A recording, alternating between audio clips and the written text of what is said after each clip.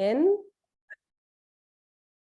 Yes, and this is a reminder to everyone that we're recording this webinar because we want to make it available on our website once this live session is over, so that everyone who wants to learn about the project can view it later on.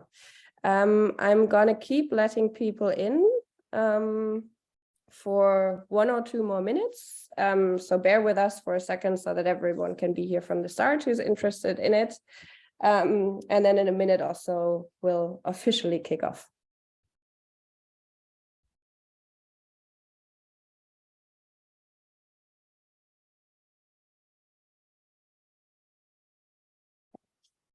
Number of people here constantly growing. That's nice to see.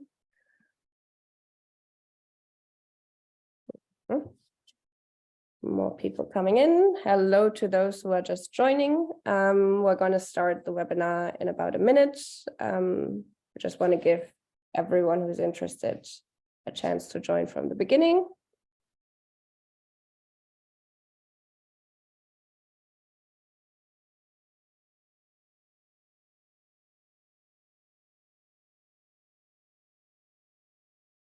I think we're going to wait until we're at 30 people in the room. I think that's an achievable goal, and then we'll start.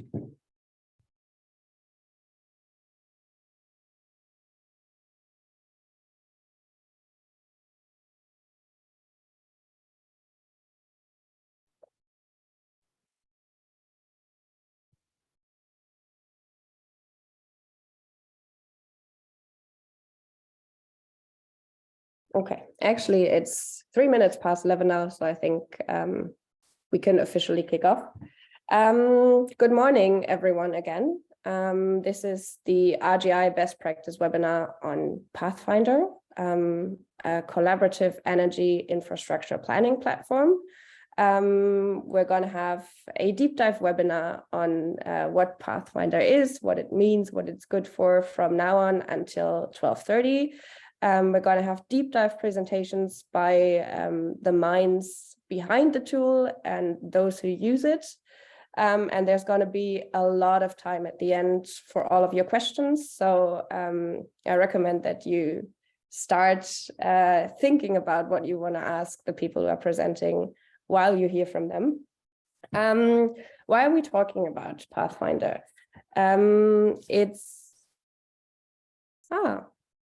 Okay, my video wasn't on. Apologies for that. Why are we talking about Pathfinder? It's a tool that, well, hopefully helps many of us in the future with the spatial planning exercises behind grid planning, which all of you who are in any way involved in this know that this is a very difficult exercise always to find the right space to put our energy infrastructure. And Pathfinder promises to bring many of the different elements that give us headaches in the grid planning process together in one tool, bring many of the needs that the planners behind the infrastructure have together in one tool, and bring many of the needs that the stakeholders have in the information and engagement process in this tool, in this one tool as well. So if it works well and if it's applied well, it promises to solve quite a few of the problems that we have right now when it comes to the grid planning process. So I'm very excited to hear more about this tool today. How we're going to do it, as I teased earlier, we're now in the welcome and introduction section, and I realized I haven't said who I am. So I'm Stefanie Bethja from the Renewables Grid Initiative, or short RGI, and I head our communication team there. Then we're going to take a while to do a deep dive on Pathfinder and how it works. And then we're going to get an actual demonstration of the tool. And then we have almost 45 minutes for all your questions and an open exchange with all the participants in this webinar. Some housekeeping before we start. I already told you that we're recording this so that the webinar will be available on our website for everyone to also watch afterwards. We ask all of you, because we want to have this open exchange at the end, to rename yourself so that your name appears first name, last name, and the organization you're affiliated with. We also want you, as I said, to be very actively involved with us today. For the first part of the webinar, or actually any time that you are not actively speaking, we ask you to mute yourself so that there's no background noises. We ask you to actually put on your video anytime if you like, but especially if and when you're speaking. When you're speaking, we ask you to please be succinct, difficult word for me to say, and to let us know that you want to say something. Just use the button on the bottom right to raise your hand, and then I can call on you. You can also, and this is specifically relevant for the part during the presentation, post questions in the chat. So if you have comprehension questions during our deep dive presentations, I think the best way to get those into the conversation quickly would be to post them in the chat. If you have discussion questions for the last part of this webinar, it would be great if you actually raise your hand and ask it personally. That makes for a much nicer exchange with everyone. Very briefly before we start, for those who might not know who the Renewables Grid Initiative is, who we are. So we're a collaboration of TSOs and NGOs from across Europe. And we've been working together for over 10 years now to promote a fair, transparent and sustainable grid development across Europe. It's still a challenge. It has been a challenge for a while, but we're working together very well. And part of what we're doing is we develop a lot of best practices together. And we share a lot of the best practice experience that our members and our extended network develop. We do this via an award that we have every year, the Good Practice of the Year Award. This is where we learn most about new practices and how we learned about Pathfinder, actually. They competed in last year's award very successfully. And we take those best practices that we've learned about to share them in webinars like this, in publications like our European Grid Report. And there's actually a 2.0 version of the European Grid Report on the horizon. We have a best practice database on our website. We do learning journeys that, due to COVID, have actually been paused for the moment. And we do a lot of events where we exchange on best practices and exchange different perspectives. And this webinar is part of this work that we're doing. And if you want to learn more about everything that RGI does and our best practice work, I recommend you sign up to our newsletter using the link that you see on the top right. But now, without any further ado, I want to introduce our speakers for today. So we have Elena Rodriguez, who has a background in geospatial development, environmental planning, and consulting, and joins us today in her capacity as customer success manager for Gilytics, which is the company behind the Pathfinder tool that we're hearing about today. We also have Joshua Jouye, who is part of the project communication team at Swissgrid, and there is responsible for the communication around grid development projects, as well as the communication, the collaboration with universities and other experts on the topic of acceptance of grids. And he joins us today to present a user case, because Swissgrid is one of the companies that actually uses the Pathfinder tool already. And then we have the technical mind behind the Pathfinder tool, who will do the demo with you later on, Salvador, who has more than 20 years of experience as a software developer for geospatial solutions. Yeah, and as I said here today, in his capacity as the developer behind Pathfinder. So we're very happy to have these three speakers join us today and enlighten us on the topic of Pathfinder. Yeah, and I will now hand over to Elena, who will start the deep dive presentation for us. Elena, the floor is yours. Elena, you're still muted.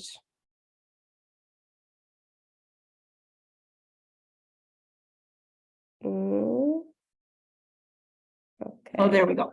Perfect. Can you hear me now? Perfect. Yes, we can hear you.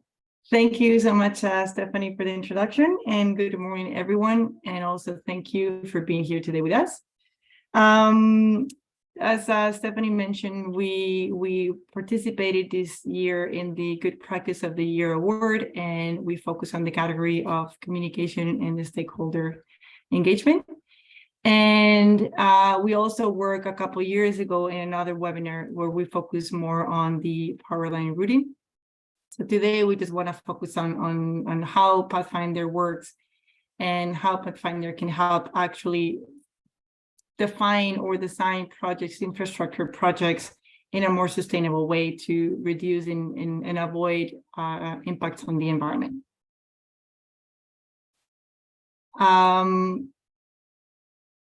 For some reason, Stephanie, I can't, it's not working with the clicking. Oh, there we go. So what we do, basically, oh, not working again. Oh, there you go. So we understand that planning and design new infrastructure projects have encountered multiple challenges. Some of them include not available spatial data that is very useful for defining the restrictions and the constraints that a project might have. Also, we know that a lot of the projects are done in a very manual way, and users may not have access or knowledge on how to use GIS solutions, for instance, that can automate their planning. And then when it comes to the alternatives generation and comparison, or even the communication of the results, sometimes that process can be very slow, and transparency can be an issue where results are not easily communicated. So what we have is develop a solution that can help us a decision support system where we allow for users to automate and optimize those infrastructure projects. And we allow multiple users to participate during those phases, not only in the planning phase, but we'll see later on how also during the communication and providing feedback that can be used as input. And it can be used for multiple projects. It can be, it originated for power line routing. We continuously develop algorithms and more specific tools for hybrid underground overhead routing, but we've also worked with renewables and also in siting projects. Next.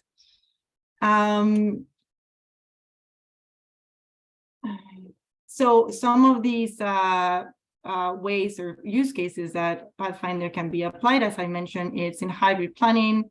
It can also be used in environmental feasibility studies to assess the impact on any given route or planning project. The alternatives can be quantified in terms of the impacts on those specific natural features. It can also be used for investment feasibility studies and renewable projects. Next. So how we do it? Basically, Pathfinder, any project in Pathfinder can be defined in 5 steps, we call. One is collecting and adding to the system the different spatial data. Because it's a GIS-based system, we need the spatial data to start defining the planning rules around it. So what are the restrictions of the project? What are the environmental protection policies that need to be considered?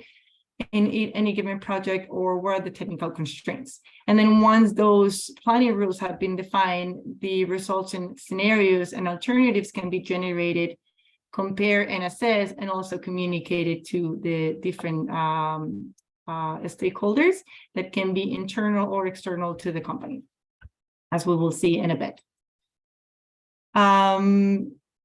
This is how Pathfinder looks like, and I won't go into the detail of what is what, because we will have Salvador showing you the actual live demo, so he will be able to explain everything. But the next slides will show you a little bit of the different things that you can do. So not only helps you, as I said, to define where the best, more optimal route based on your project criteria can be set, but it also allows you to quantify some of those impacts with some analytics that are already embedded into the system.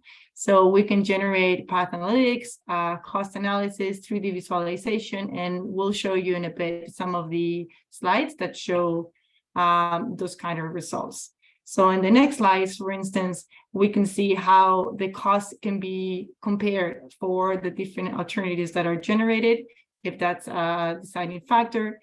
And also in the next slide, we can actually look at what the reports or the results that are generated by the system can be communicated. So there's reports that are automatically produced by the system.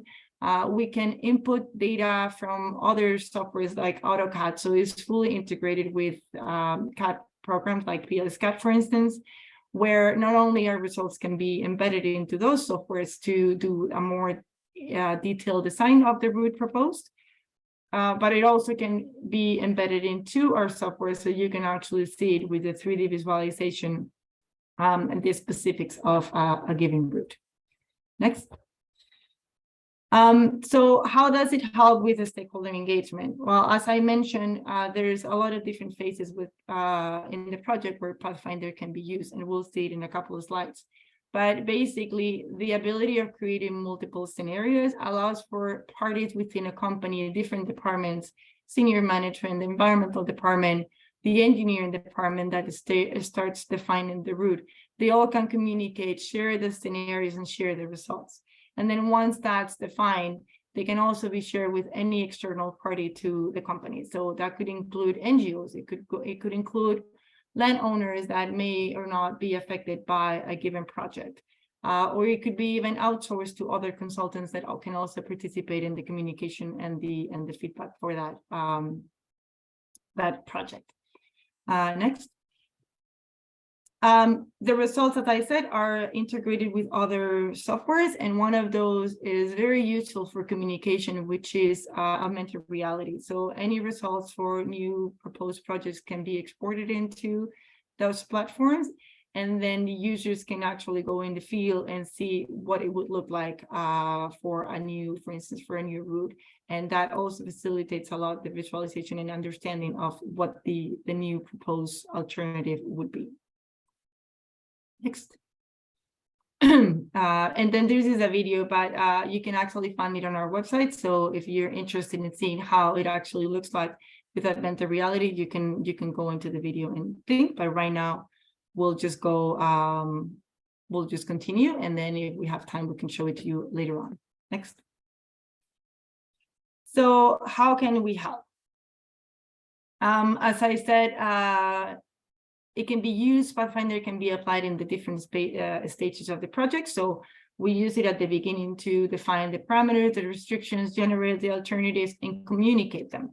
But it's also useful because it's a very simple solution, can actually embed really quickly any feedback and any new parameters that are discovered or proposed or mentioned by any of the stakeholders within the final communication phase.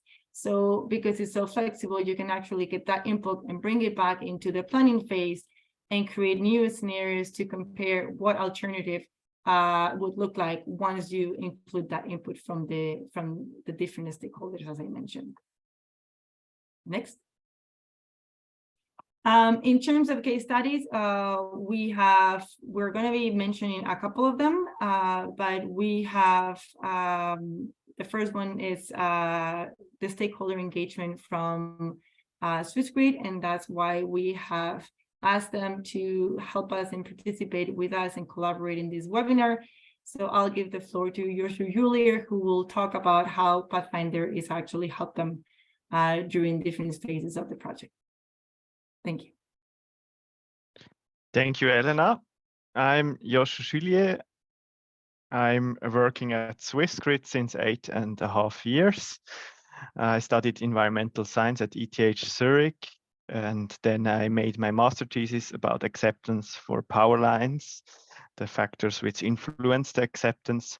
And then I was in the lead for Swissgrid, from the part of Swissgrid in a research project, which name was 3D Decision Support System for Power Line Planning.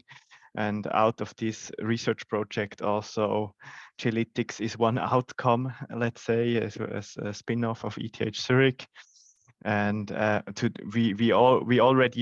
Swissgrid already was part of the research project, and now also we made some case studies or pilot projects with Gilytics to see how we can use the tool in the reality. So I'm coming to Swissgrid. I can change. Yes, perfect.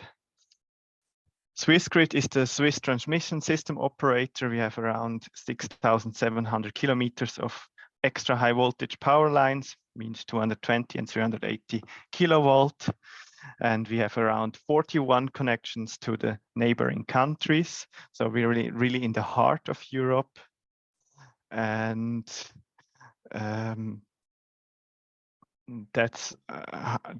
and we have around 12,000 pilots for this 6,700 kilometers. So that's about Swissgrid, and I'm working in the grid communication department, as Stephanie already said, and there our major challenge, also in the grid projects, the major challenge is to find a solution or a route for a new power line which has the highest acceptance and the highest possibility to construct it in the end. And the challenge itself is that normally we have an old line that we have to replace. That is a very usual case. And then we also search for a new routing in the spatial planning phase. And this so-called sectoral planning phase has 4 dimensions which we have to respect. The first dimension is the human factor. The human factor is the spatial planning factor, means settlement areas, recreational areas, schools, everything which has some connection with spatial planning. Then the second factor is environmental and landscape protection. So for example, a national protected zone, or a park. Then we have the third dimension. This is the technical dimension. There we have different parts. We have from one side the operational factor. So if we have reactive power, if it's an underground cable, this has an influence on the operation of the grid. And also we have the factor of reliability of a line. If we're in a natural hazard zone, for example, there is some risk. This is also included in the technical dimension. Then we have the fourth dimension, that are the costs. So everybody has to pay it with the electricity bill in the end, the grid. And so it's very important that we find also an economic solutions. The problem about these 4 dimensions, we are often in a goal conflict. I can give you just one short example.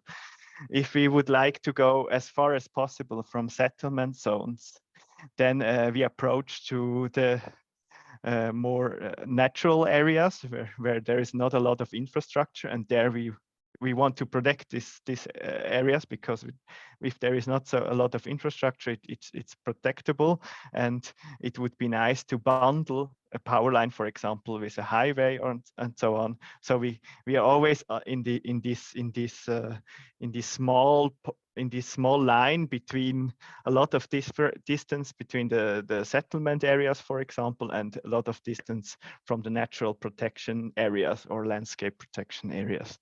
So it's a very small degree of freedom which we have normally in projects.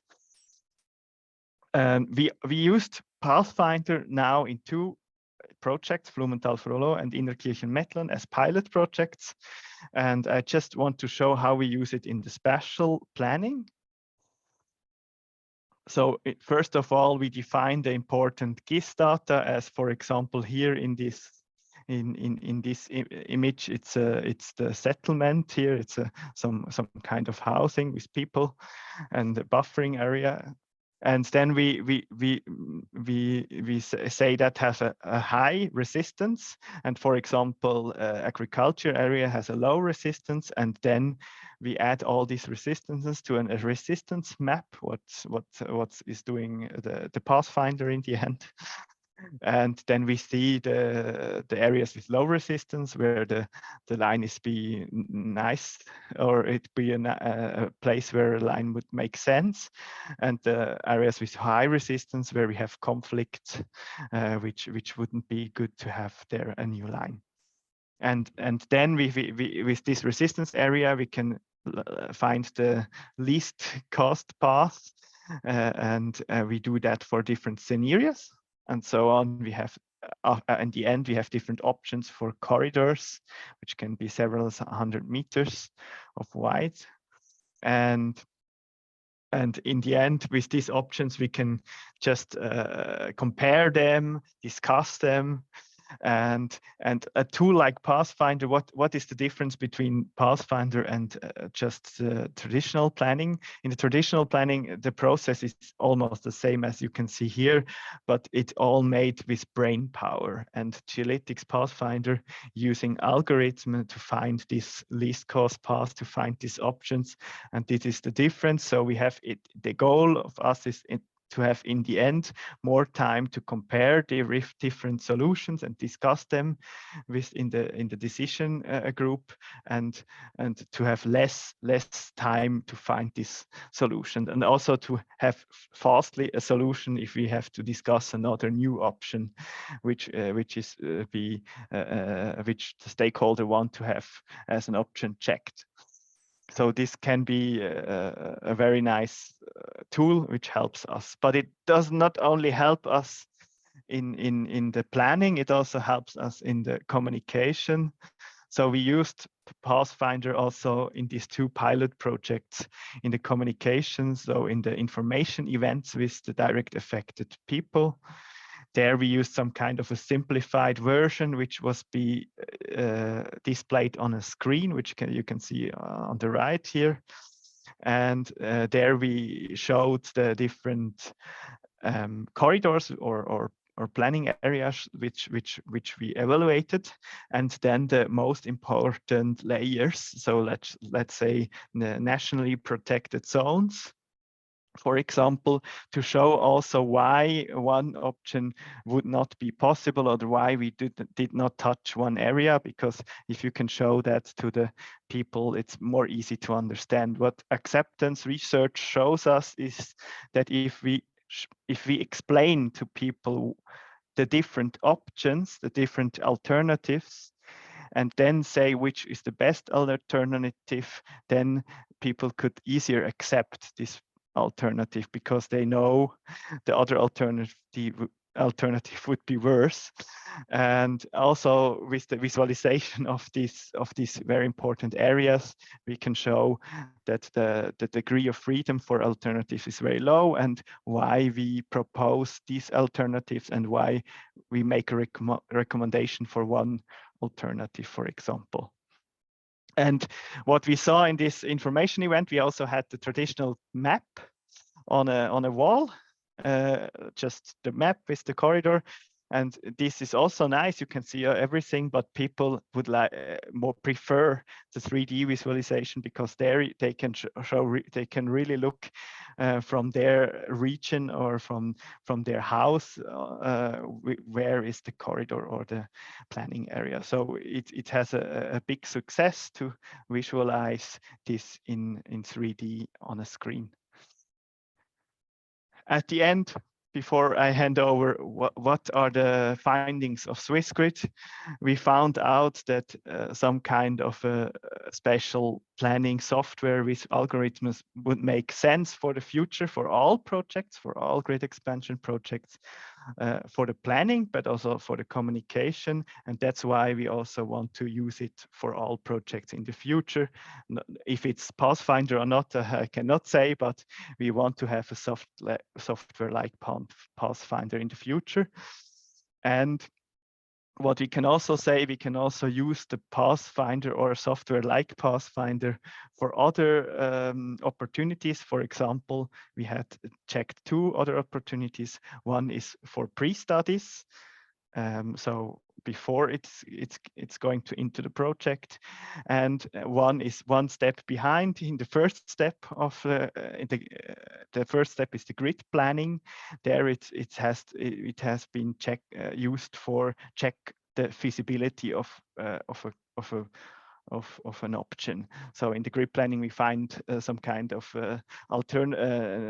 we find out that we have to expand the grid on one side. If it's possible also to make geographically there a project, the feasibility can be checked also with a software like Pathfinder.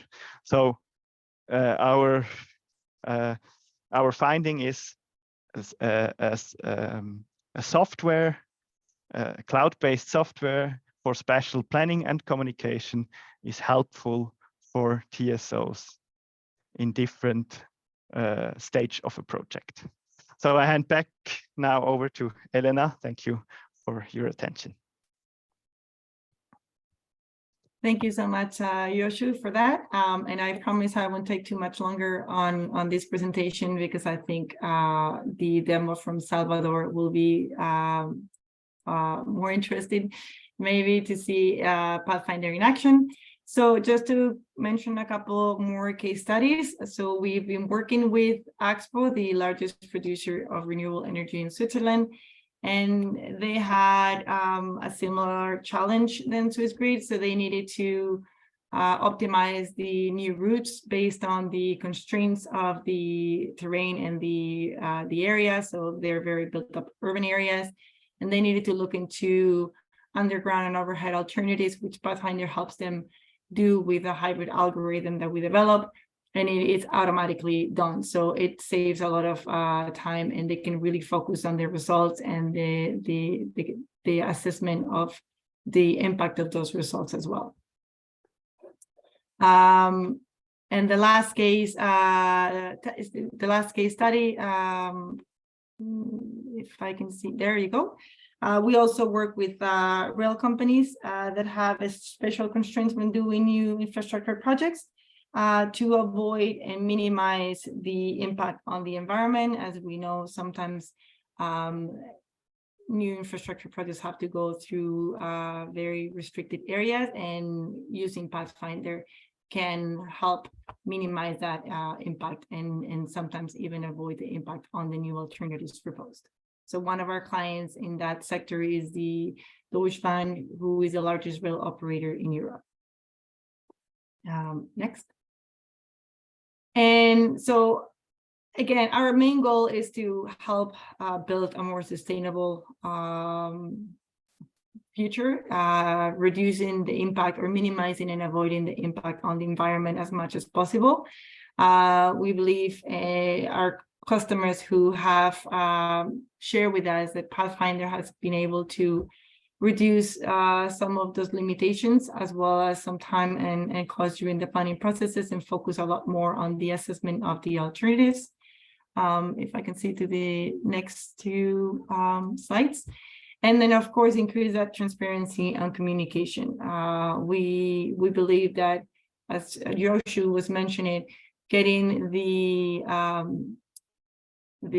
support from the stakeholders is important, and for them to actually support an alternative or not, it's having that transparency in there to really understand what the alternatives are there, and one alternative that may not be the most optimal. Once you compare and you see what the other limitations are for a project, it really makes a difference. And then the last slide is just a summary of what I've been talking throughout the presentation. So we believe that Pathfinder can help provide a platform for collaboration, collecting feedback, and really using that feedback to make better choices and better decisions.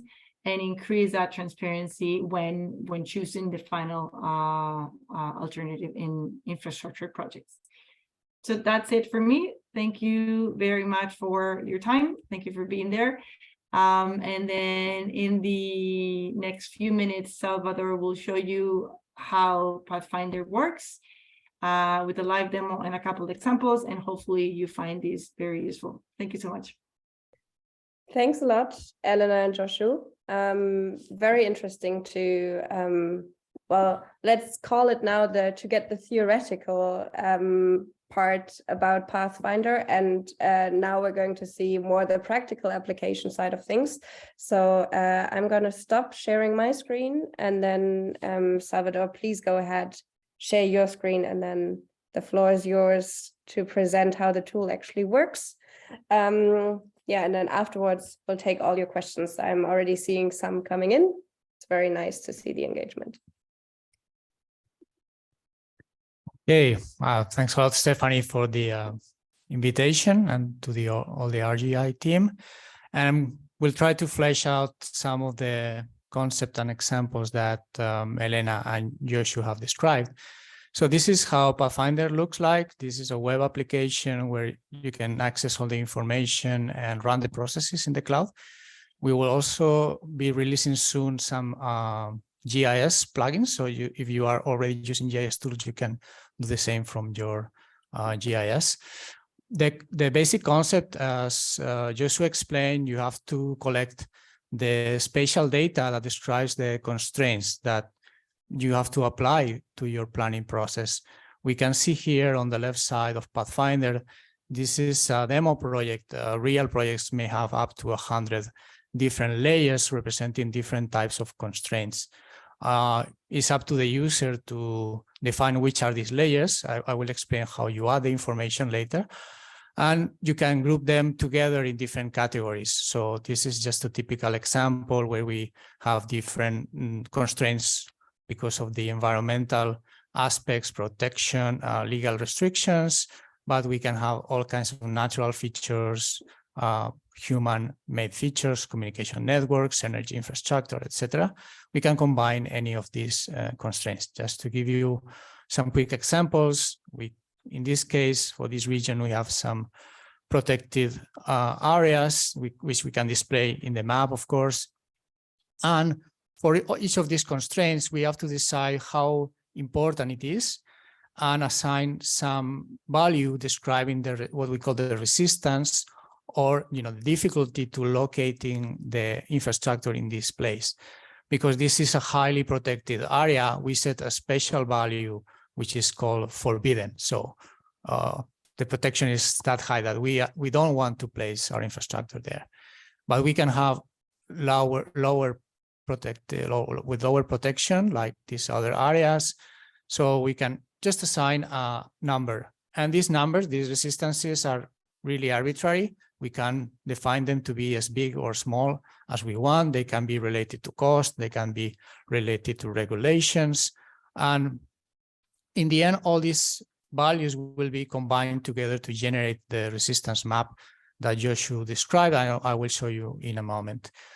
We, of course, can use points, lines, polygons, the typical GIS features, but we can extend this, the effect of these constraints, not only in the original boundary.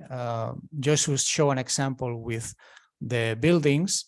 We can do the same if we got the grid data, for instance. Okay, this gives us information, but we probably need to apply some buffer distances to see the effect on the land surrounding the infrastructure. In this case, we have defined some areas, some distances. They can be assigned a positive resistance, meaning that we want to prevent our infrastructure from being close to this grid, for instance, but in other cases, we want the opposite. We want to set values that make it easier the infrastructure or more prone to be located near this. So we can also use negative values or small values for this. The reason in this case is that we want if we are doing a siting process, we want the PV plant or the wind farm or the substation or whatever element to be near the existing grid or near existing specific lines in the grid. Another type of constraint that we can set is based on raster data. Out of the box, we provide the digital elevation model as well as the slope map. And sorry, let me turn this off. Okay. And this comes in the form of a raster, so pixel values in the area.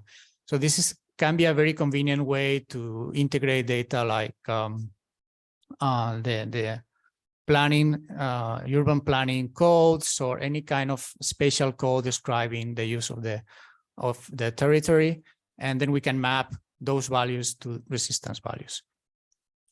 Okay, so we can use all this kind of information, but how do we get the data in the application? So we have different methods that you can use, and let me see if I can move this. Okay. How do I hide this? Okay. So we have cloud-based solution. That means our company has some cloud database where we can store data that we want to use in different projects. So how do we populate this database? We can just drag and drop files. If we have CAD tools or GIS tools where we store this information, we can export them using a standard format and just drag and drop here. But another way that is very convenient, we find more and more useful for customers, is using a web feature service. So this is a web service where we can use to access the data remotely. And many organizations, both public and private organizations, are already publishing this kind of service. If we have the URL, the address, we can just connect and see what are the layers they are publishing. In this case, it's a railway company in Spain, and they provide all the information about the railway lines. And lots of public administration organizations use this to publish official data. So it's very convenient because we have access to official data and also up-to-date information.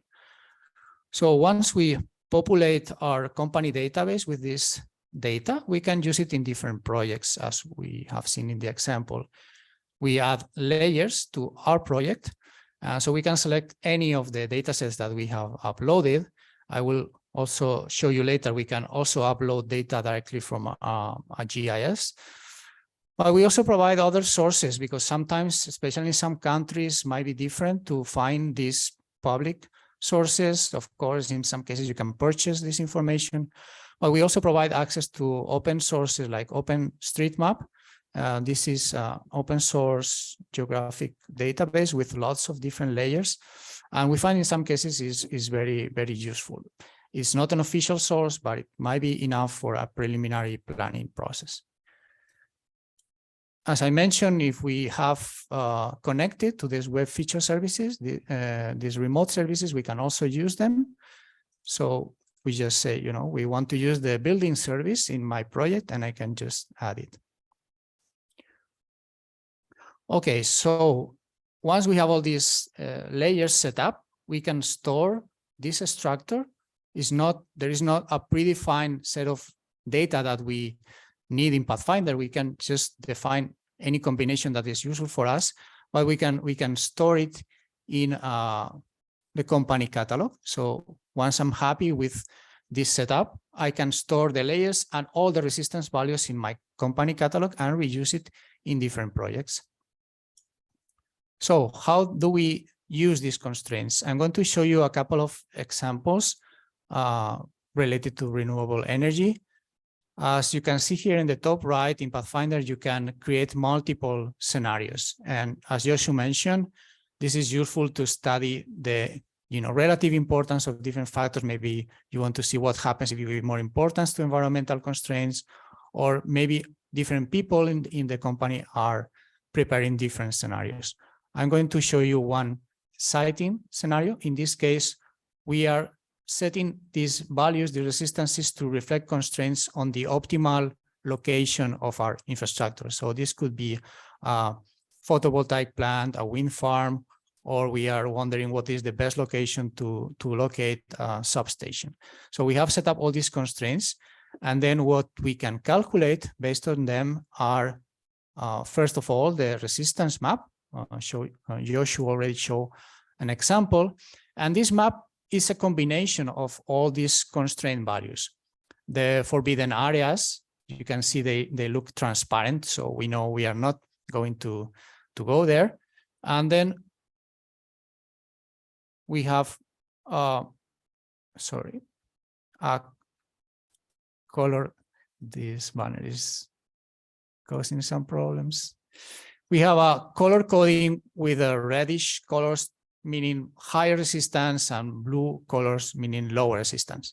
So in principle, the blue areas would be the optimal ones because they have the less resistance, and they are more suitable for our infrastructure. In our case, in this example, what we did was to use some additional geoprocess to find an area with a minimum resistance, and we are deciding to locate our PV plant in this location. But again, this can be applied to all different kinds of optimal location of siting scenarios. The other scenario is a routing problem, and this is why many customers use Pathfinder for the routing algorithms. And the idea is, okay, we define the location of our PV plant in this example, but it can be any start or endpoint that we are interested. And in our case, we chose the endpoint because this is a substation that we have in our 400 kV power line, and we need to evacuate our PV energy to this point, or at least this is one of the alternatives we are considering. So we can use exactly the same geographical constraints, the same spatial data that we were using for the siting scenario, but we probably change these numbers because the resistance, how they affect the routing, is different from how they affect the location of the power plant. But this is exactly what Pathfinder allows us to generate different scenarios with different constraints. With this, we calculate, again, a resistance map, which is probably different from the siting example. And this gives a summary of what are the most favorable areas for the routing. But the power of the algorithm, as Joshua said, is that from this map, we can automatically generate the corridors and the final route alternatives. This is how the corridor looks in this case. And as you can see, well, the brightest areas will be closer to the optimal cost. So how can I go from start to end through this resistance map, having a total resistance that is as small as possible? Then we have the algorithms to calculate the routes themselves. There are different variations of the algorithm. We can calculate combinations of overhead and underground lines. We can find the most optimal or multiple paths. In the end, we can show these results here. So once we get to this point where we start having results, we also want to share them with other stakeholders or other engineers in our company. There are different ways that we can do that. We can export all the parameters of the scenario to a file. We can, as I mentioned, save the scenario in our catalog. A very powerful way that we can share data results is by adding scenarios that someone else in my company has created. This is what we call shared scenarios. So in this case, my colleague Sonia was studying a different connection point, a different substation, and I'm going to see the results that she has created, and I can compare them with my results. What this does is it adds another scenario, and I also get the results that she calculated. So I have her corridor as well as her optimal path going to a different substation in the same line. Then we have Elena show different analytics to evaluate which of these solutions are better. And we also have the 3D environment that Joshua mentioned as a very powerful way to share this information with stakeholders, people who might not be familiar with interpreting maps and they want a more interactive and realistic environment to display this information. So all the data we have seen in the map, we can see exactly the same in the 3D view. Corridors, the resistance map, we can check, let's say, I want to see, I know I want to avoid the clay soil areas because these have less consistency. So I can show this information and make sure that my results are really optimizing these constraints, are, for instance, avoiding these areas which might have some risk or have a highly protected regulation. Okay. So finally, we can export these results as files and make other tools that we use in our company or stakeholders use available so they can perform any additional analysis or communication task. I will show you a couple of examples. This is ArcGIS, a very common GIS tools. So these are the results of the scenario I was just showing, and we can display them in ArcGIS and do some additional analysis, publish this information to online maps, etc. And this, what you see here, this Pathfinder tab, this is what we will be releasing very soon. We can actually do all the data and processing work directly from ArcGIS as well. We can create Pathfinder projects and run all the results from here. I can decide which of my layers I want to use in Pathfinder and set the same constraints that I was showing you on the web application. We can export results to CAD, like PLS CAD. We can export them so you can display it in Google Earth and share this information with other stakeholders as well. So that's it for me. I know it's a very, very fast walkthrough, but hopefully you get the idea and the benefits that you can get from Pathfinder. Thanks a lot. Thank you. Thanks, Salvador.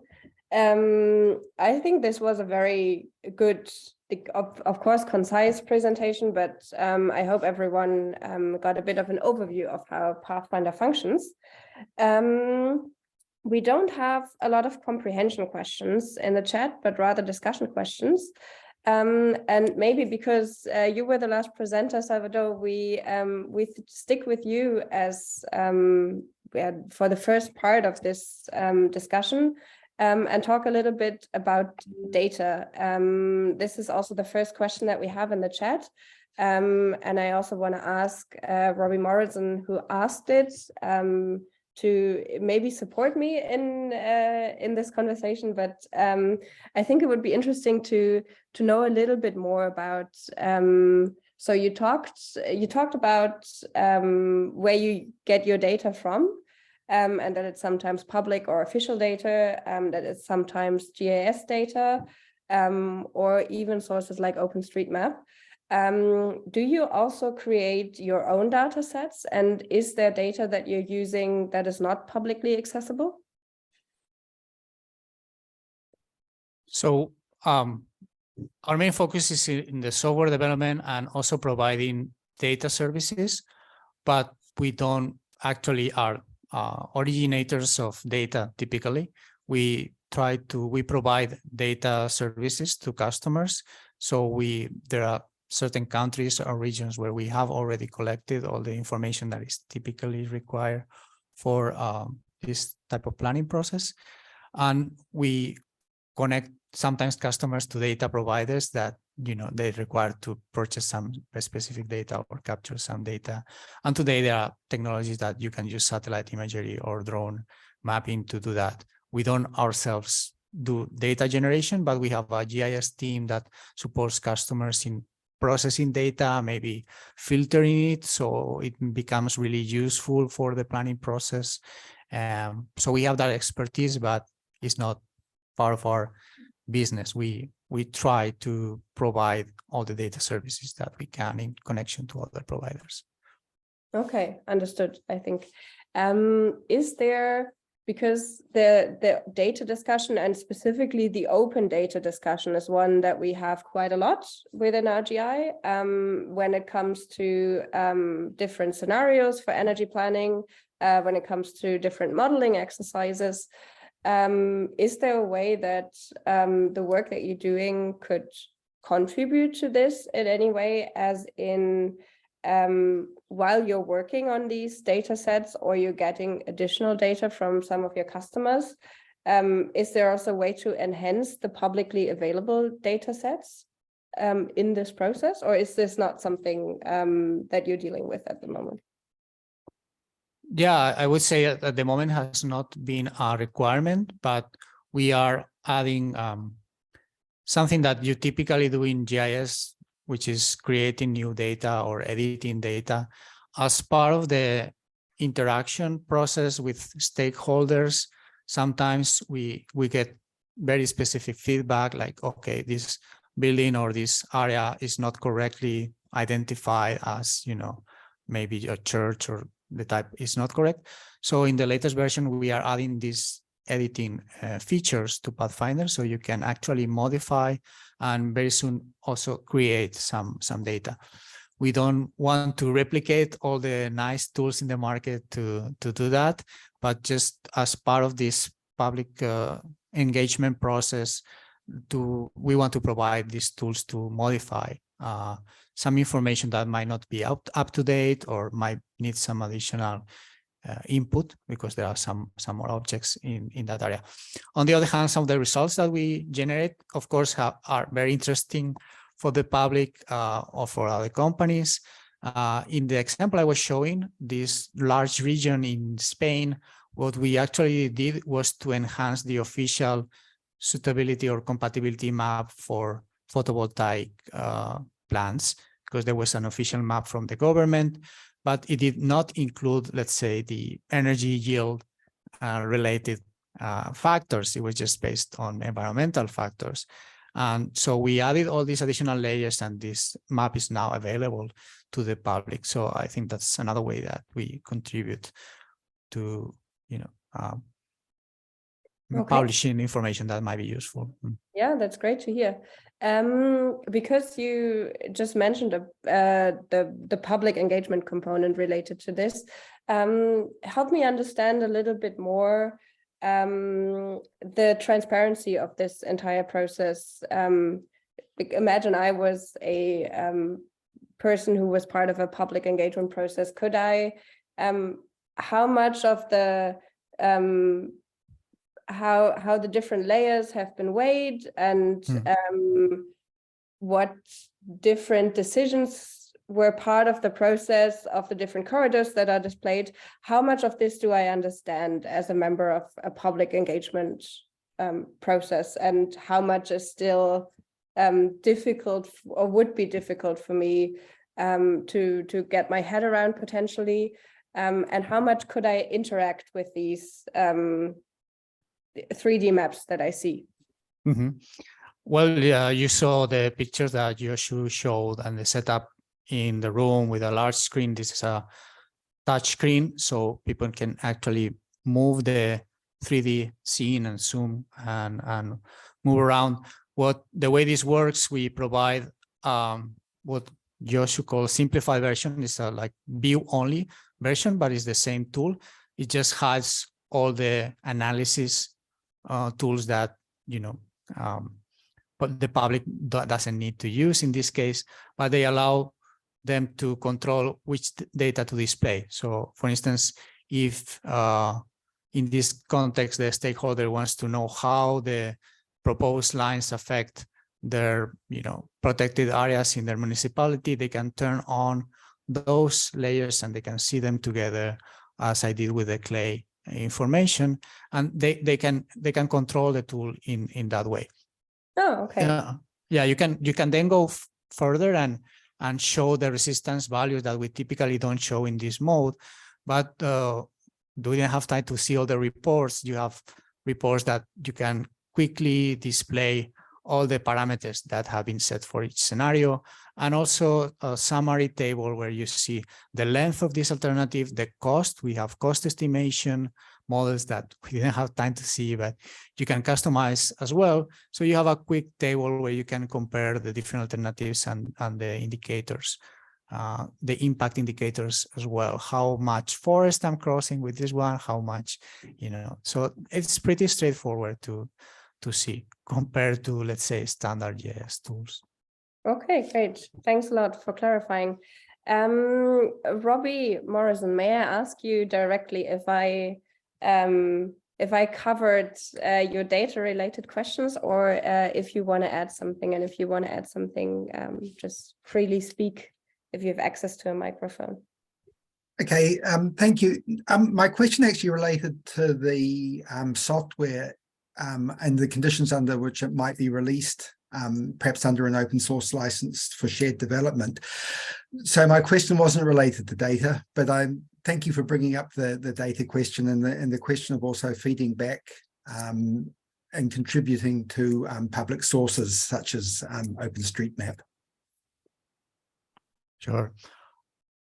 We use a lot of open source components in our development, but really the core algorithm and the core intelligence behind Pathfinder is a proprietary algorithm. So in the end, it's not an open source solution. It is an open solution because in the sense that all the services that we provide can be used through web services, through the cloud. So we have partners who are currently in the process of integrating these services into their own tools. So it is open at the API level that you can use remotely, but we don't provide the source code, or some of the components are really proprietary algorithms.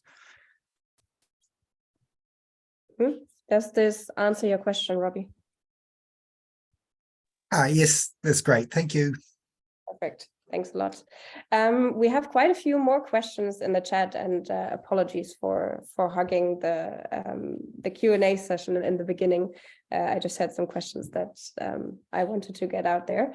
I would, if people don't mind, actually like to ask everyone who posts a question in the chat to ask the question directly to our three speakers here. And yeah, please feel free to address your question to Elena, Yoshu, and Salvador.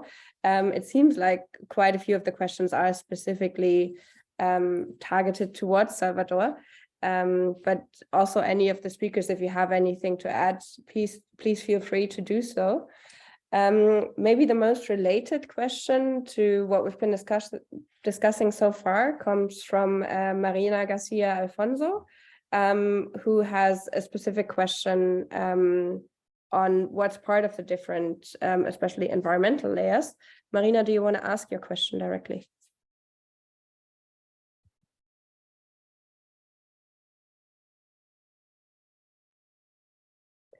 Okay, she doesn't have access to a microphone, so I will do it for you.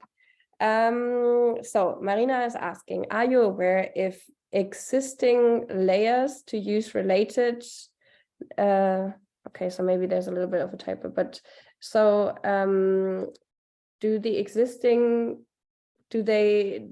layers, do they only consider environmentally protected areas, or do they also include things like animal movements that are known, migratory routes, things like this? Is this also part of your considerations? Yes, of course. But I have to mention again that we don't provide like a fixed template with these are the layers that you need. So in the end, it's up to you. There are some that are very commonly used, that protected areas, but yeah, I've seen some examples where customers also use animal crossings and this kind of anything that is really geographically located that you can georeference, that it has coordinates we can use. Especially environmental data, at least in Europe and the US, is really more available than other types of data. So it is usually the less problematic one. It's easy to find. Great, thank you. We also have maybe a very easy to answer question from Francisco Morera. How is corridor width defined? And Francisco, if you want to add to this question, please do so using your microphone or adding in the chat. Yeah, thanks, Stephanie. Yes, in the example you showed, Salvador, there is a whole region like Catalonia or Valencia or whatever it is. But then in the solution you show a specific area, and the typical approach when you want to connect a point A to a point B is to define a corridor that kind of sets the geographic scope for the exercise. But what you show, it seemed that like the geographic scope was much wider, and I don't know if it is an automatic way, if that's the set of corridors that correspond to a specific, the best 10 or the best 20 or whatever, exactly how it worked. Not sure if I was clear. Yeah, very clear. So, I mean, the first way to limit the scope of an analysis is, of course, let me switch to the project area. So that is the first. This is blue polygon. This will limit all the analysis that we do. But yeah, once we calculate the results, we get this we call corridor maps, and what they represent is what are the locations for our route which are near the optimal value, the smallest resistance value. And we have a corridor width here that you can select, so you can decide how close you want to be to the optimal or how far. And what is interesting is, if you expand the width of the corridor, you can get these other alternatives that might not be the, very optimal ones, but you might want to explore as well in your routing. The way this percentage, this corridor width applies, we actually have two different meanings or two different models. So let me remember, where was this? Okay, so we have a percentage and a percentile mode. So it's a bit more technical, but it means in the percentage mode, you take from the whole area the 10% which is closer to the optimal, and the percentile, it does the same, but it uses the percentile statistics to get the area that is closer. But in both cases, you can make it narrower or you can make it larger. And then we have different options to export this information. So you can export the shape of the corridor, or once you have calculated the path, you can also export parts of the corridor that are near the path. In this case, I'm using an algorithm that optimizes the location of the pylons of the structures, and that's why you can see like this grainy structure in the corridor, because the bright areas are where pylons are more likely or optimal to be located, but there's some discontinuity because pylons are only placed in one location. So in other algorithms, the corridor is smoother because we don't consider the specific locations for the pylons. Well, those are just technical details. Yeah, thank you. Thank you. Great, thanks a lot. We have one more question in the chat. And Giuseppe Luzzi from Terna, are you still in the call and do you want to ask it yourself?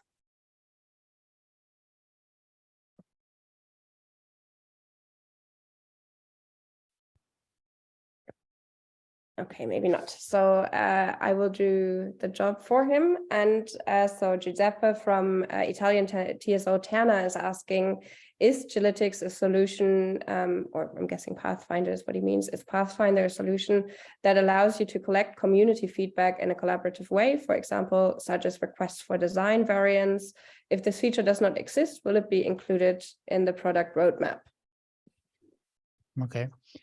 So I mentioned before that we want to extend Pathfinder features to include more feedback in these discussion environments. It's a tricky thing because you have to provide tools that are easy to use, but at the same time can provide meaningful information that you can integrate. So in addition to the tools we already have, which let you modify the path, I didn't show that, but both in the 3D and the map, you can actually drag the points defining the route and interactively modify those routes, so that you can already do. We can also, as I mentioned, modify attributes of any of the data present, any of the constraints, and then recalculate. So what is interesting is that this feedback loop can be very fast. So any suggestions can be accommodated very quickly and all the indicators recalculated. But we also plan to introduce a more social aspect for the feedback. So people can add comments to a special project, and then they can, send the comments, they can get answers, etc. So yeah, that's definitely something that we want to do more in our roadmap. And well, I didn't show you that, but you can also add other, like if you have LiDAR data, if you have 3D building data, all these are information that you can insert to have more reference when you discuss the different alternatives. So yeah, since we got a very positive feedback from these public consultation processes that we already did, this is something we'll be emphasizing more in the future. Yeah. Yeah, sounds like you're thinking about almost everything. It's nice to hear. There's one more question from Robbie. Is carbon accounting supported? And Robbie, do you want to add more to this question, or is this enough?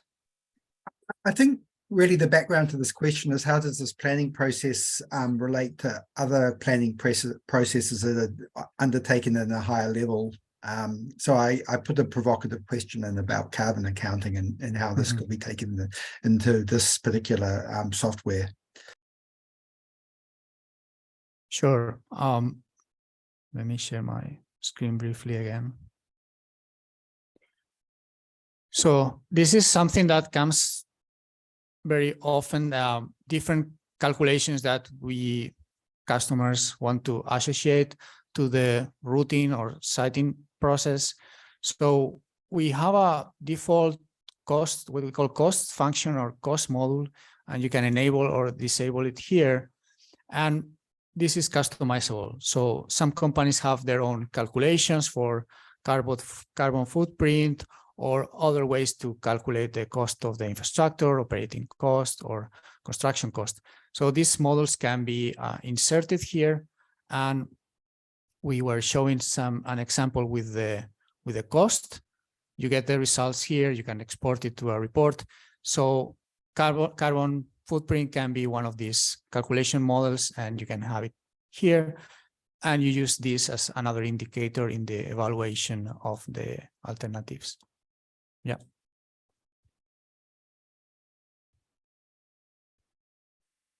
Okay, great. Thank you. I've gone through the questions in the chat, I think. I don't think I've missed anything. Do we have other questions in the room? And feel free to just raise your hand. You don't have to type everything in the chat. So yeah, this is really an opportunity to ask the developers and the people who work with us on a daily basis. So yeah, if you have questions, please raise your hand. In the meantime, I'll take the opportunity to ask one more of mine.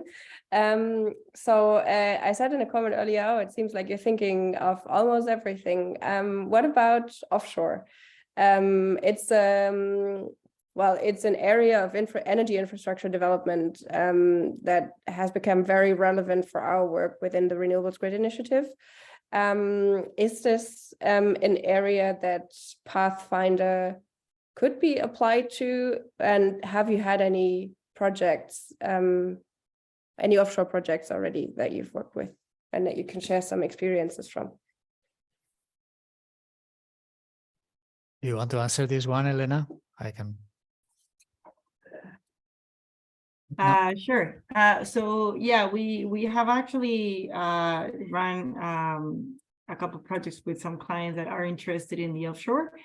It all based on the data, right? So at the end of the day, you need to take into consideration the restrictions to the project. So different data would apply to the offshore as long as that data is available, like bathymetry values, for instance. That's one of the parameters that needs to be considered. And then what we can also do is, one of the things that wasn't, Salva didn't have time to mention, is the ability to also include additional intermediate points throughout that connection. So sometimes we have the plant offshore and we create a route between the onshore plant to inland, and then you can actually create another intermediate point to a substation, for instance, or to the grid. So that's also projects that we're working with. Okay, great. Thanks a lot. I think actually one of the images that you were showing in your slides is one of the offshore projects, the one in Santa Barbara. Okay. Are there other questions in the room? I don't want to hog the entire Q&A session. I really want to hear from everyone in this room and hear what your thoughts are or what your questions are. Yeah, I'll give you a couple more minutes to think about it and ask one last question from my side. If there are no additional questions, we'll just finish a couple minutes early. So one topic that we've sort of touched upon already in this webinar is the question of bundling infrastructure. And Joshua, you mentioned this as one of the things that is always very relevant for Swissgrid, to not necessarily create additional corridors, but add to the ones that are already there.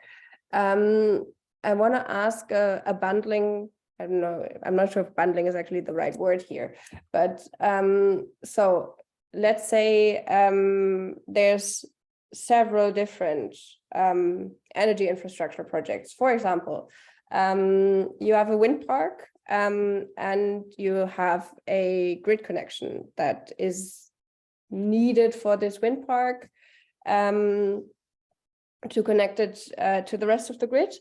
Is there a way, or so let's say you calculate the optimal spatial planning for this wind park, and then also for the connecting grid. And is there a way to integrate two projects at the same time and actually come up with an optimized plan for both those projects together? I'm not sure if I'm making myself fully clear here, if I'm phrasing it right, but I'm coming from a perspective of, ideally, I think we should be planning infrastructure from a big picture perspective, where we not just plan or we don't plan generation infrastructure independent of grid infrastructure, but we actually plan this together on a big scale so that we build as little infrastructure as possible. So is Gilytics, is Pathfinder a tool that can do this, and on what level? Yeah, like we actually have worked with some clients that don't want to go project by project, so they will actually want to look at the bigger picture and do more of a strategic planning to really look at the future. So how their grid network would look in the future, and then from that start planning the replacement of existing lines or the planning of the new lines, right? So yeah, Pathfinder can actually help with that. It can actually help with more on a strategic perspective. Take into consideration, one of the results is the suitability map, right? So that also helps looking ahead and saying, okay, what would be the more suitable areas for new lines in the future, or new substations, or new renewable power plants, right? And then starting from that, at that level, you can actually start understanding what the needs are for the future and then what your possible projects would be. Another example is not maybe at that high level, but we were talking to a client the other day where they were mentioning how for renewal plans, sometimes they're given the predefined new plan. So the plan is going to be built and the land where it would state it's already predefined. So they need to know what is the most suitable grid connections to the existing grid. But sometimes they're given more than one option. So they're saying, well, we have these 3 parcels of land and we need to sort of figure out what would be the most suitable one. So Pathfinder helps you with that sort of high level. You assess the suitability, you assess what is the most optimal location for a new plan within the same project area. It doesn't have to be at a national level. Even within a specific project area, you might be given 3 different sets of lands.